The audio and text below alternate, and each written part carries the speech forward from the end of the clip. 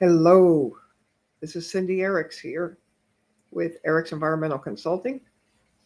And the reason you're watching this video is because I sent you the link. I thank you first for being our customer, for hiring us for your mold assessment needs.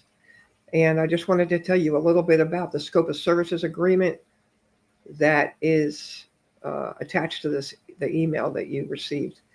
Um, The scope of services agreement is required by the Florida statutes. There's 468 statutes that govern the licensing of mold assessors and mold remediators. And in conjunction with the statute and my professional insurance, it's required that I have the scope of services signed prior to the inspection. And so we're emailing you this now so that you can take a look at it. It's several pages. So I originally had one that was just a few pages. It's like the very beginning of what you're looking at right now.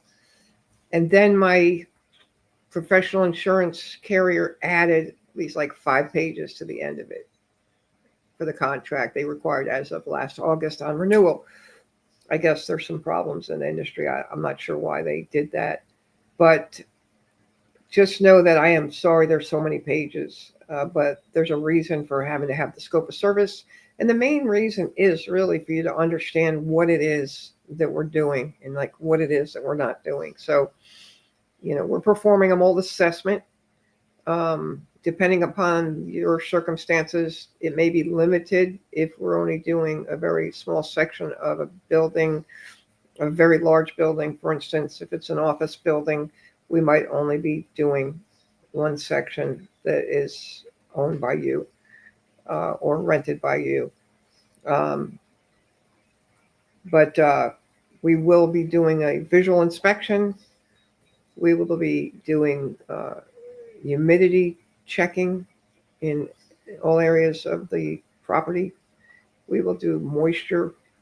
They call it moisture mapping. Basically, it's getting moisture samples in places where there is likely to be potential problems. Historically, there have been problems. Usually that's around water areas such as tubs, showers, sinks, air conditioners, refrigerators, dishwashers, water heaters, that kind of thing.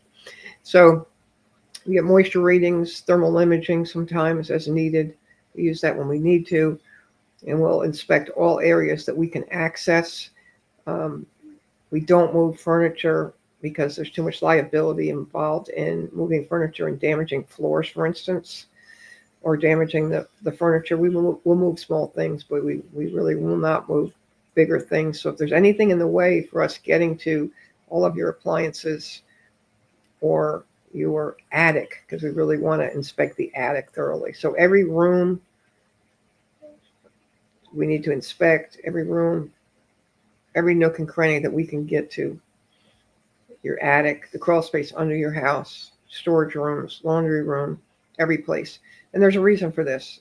We don't want to, not see something that's important. It might not even be something that you're aware of. You may be calling us because you have a problem in your ball bath vanity, and then we may find a problem you didn't even know about under your kitchen sink, or in another bathroom vanity or tub, or um, in the attic, or by your water heater, or by your air conditioner, or in your air conditioner. So we're going to take samples, both air samples, which are not as reliable, but when they do come back with elevated mold spores. And that's what we're looking for. We're looking for elevated mold spores.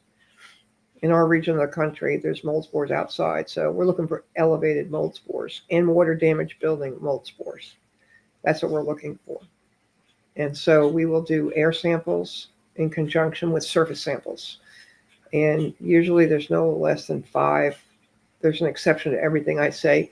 If we do more samples than we intended on doing, then we don't charge you extra to do that unless you're asking us to like test every room, which can be unreasonable. But if it gives you that level of comfort, then there might be a fee involved if you want us to do 10 or 15 samples, and the price goes up because it just costs us to have those analyzed. So please reach out after you've looked at the scope. Let us know if you have any questions. And then when we send your report, you'll get a full detailed report that'll have our observations in it, the lab report, your protocol, and photographs, and the attachments that help the remediator know exactly what to do on the job.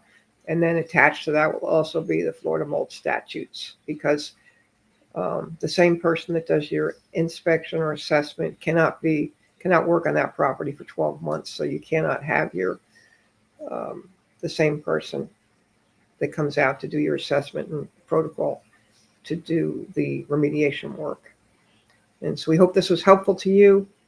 Sorry that it's so cumbersome, but it's just one of those requirements. We would rather it not be so cumbersome to you. And again, if you have any questions, please let us know. Cindy Eriks, I'm the owner. I'm the founder of Eriks Environmental Consulting. I've been in business in Tallahassee since September of 1992. And I love my job, and we want to meet your needs, and we care about you, and we thank you for being our customer. You reach out with any questions that you might have by email, phone, text. Have a great day.